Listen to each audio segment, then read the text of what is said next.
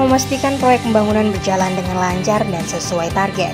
Wakil Bupati Tuban Insinyur Haji Nurnar Husain MSI meninjau secara langsung proyek pembangunan Jalan Lingkar Selatan dan Mall Pelayanan Publik Kamis 6 Agustus 2020.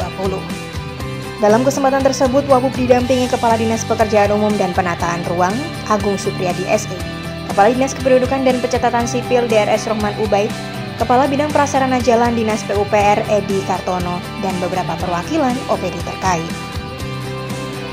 Wabub menyatakan pembangunan JLS dan MPP saat ini masih on the track dan sesuai dengan target yang telah ditentukan.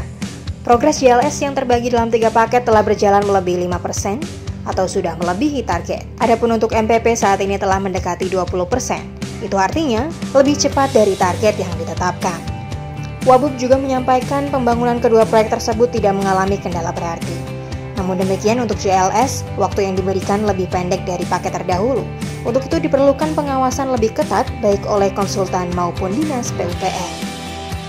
Diharapkan soft launching MPP dapat dilaksanakan pada 12 November 2020 yang bertepatan dengan peringatan Hari Jadi Kabupaten Tuban. Pembangunan kedua infrastruktur ini menurut Wabub tetap dijalankan di tengah situasi pandemi saat ini. Hal ini perlu sebab keduanya dirasa sangat penting bagi masyarakat Tuban. Nantinya, MPP yang dibangun dengan 3 lantai ini akan difungsikan sebagai pusat pelayanan masyarakat. Semua urusan perizinan, juga dokumentasi kependudukan secara bertahap akan terintegrasi dengan layanan instansi vertikal, semisal untuk pengurusan SIM, STNK, dan yang lainnya. Ditargetkan MPP akan difungsikan pada akhir tahun ini atau awal tahun 2021. Diharapkan setelah beroperasi, MPP dapat memberikan pelayanan lebih baik dan optimal untuk masyarakat, dengan fasilitas gedung yang representatif beserta sarana-prasarana penunjang yang memadai. Jalan Lingkar tadi kan ada 3 paket ya, yang semuanya juga sudah sementara ini sudah di atas target. Jadi target yang kalau ini kan sekitar 5, tapi kan tadi ada yang 7, ada yang 8, ada yang ya macam-macam lah, tapi sudah di atas 5% semua. Yang memang dari masih pengerjaan awal ya, masih pengerjaan pemerataan lahan, cutting, cut and fill, terus membuat dasar itu, buat dasar jalannya. Mudah-mudahan tidak ada kendala karena ini, makanya ini kan waktunya lebih pendek dari yang paket yang dulu, yang tahun yang lalu, karena makanya kita harus ngawasinya ketat gitu. Baik konsultan, terus dinas PUPR itu harus cepat mengantisipasi supaya tidak terlambat. Saya lihat tadi hampir 20% ini.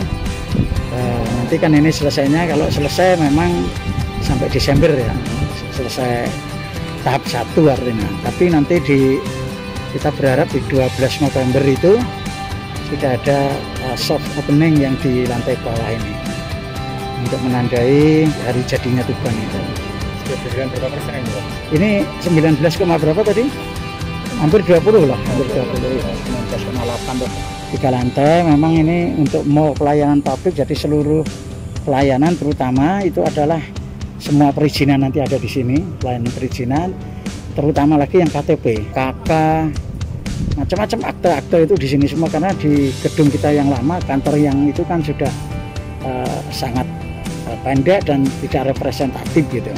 Makanya ini segera kita bangun dan nanti kita juga mengintegrasikan seluruh pelayanan dengan instansi vertikal. Kemungkinan SIM kalau bisa di sini, STNK, ini KUA juga bisa boleh di sini nanti kalau ada.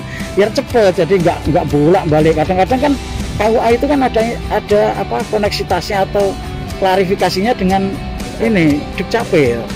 Namanya ada berubah sedikit gitu. Nanti klarifikasinya cepat. Kalau perencanaannya nanti di akhir tahun ini atau awal tahun depan sudah bisa dioperasikan ya. Nah, makanya yang soft opening itu 12 November di lantai 1 sini. Mungkin itu yang pertama adalah pelayanan Dukcapil itu, pendudukan catatan sipil itu pertama, nanti kita benahi nanti sampai nanti Januari sudah bisa semua. Memang bertahap karena ini juga anggarannya bertahap. Makanya ini kami pertahankan karena ini kami anggap penting. Ya kita bisa melayani masyarakat kita dengan baik lah, dengan optimal ini, dengan adanya fasilitas ini. Harapan kita begitu. Sementara itu, Kepala PUPR Agung Supriyadi SE mengatakan, hingga saat ini pembangunan JLS dan MPP tidak ditemui kendala, bahkan sudah melebihi target yang ditetapkan. Diharapkan sebelum target bulan Desember, pengerjaan sudah bisa diselesaikan. Untuk diketahui, pembangunan JLS terbagi dalam 3 paket pekerjaan. Paket yang menghubungkan hasil pekerjaan sebelumnya di tahap pertama, yakni ruas Desa Jarum Tegalagung sepanjang 2.616 meter dengan nilai proyek 18,6 miliar rupiah yang dikerjakan oleh PT Sugiwaras Jaya, Kecamatan Jenuh, Tuban. Selanjutnya paket kedua ruas Tegalbang Kembang Bilo sepanjang 1.975 meter senilai 14,4 miliar rupiah dikerjakan oleh PT Asri Jaya Putra Perkasa, Jombang.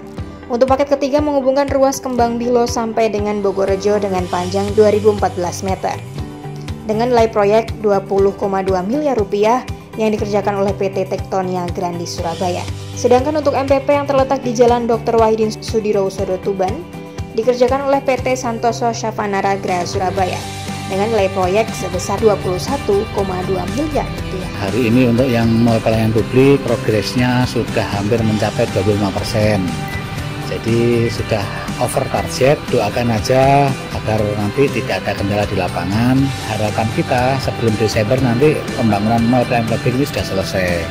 Dengan adanya protokol COVID ini, saya harapkan pihak rekanan tetap mematuhi sehingga tidak terjadi hal-hal yang tidak diinginkan. Kemudian untuk jalan lingkar, tahap sampai saat ini masih memasuki pematangan lahan. 1 bulan ini masih dalam tahap pekerjaan dasar, yaitu pemantapan lahan dengan adanya urukan beskos. Target jalan lingkar sesuai kontraknya selesai tanggal 22 Desember. Harapan kita sebelum itu akhir November kalau bisa nanti kita targetkan sudah clear sampai lapis atas sudah mulus semua, sehingga kita bisa mendongkrak perekonomian daerah sekitar dan masyarakat bisa memanfaatkan akses untuk pemakaian jalan tersebut.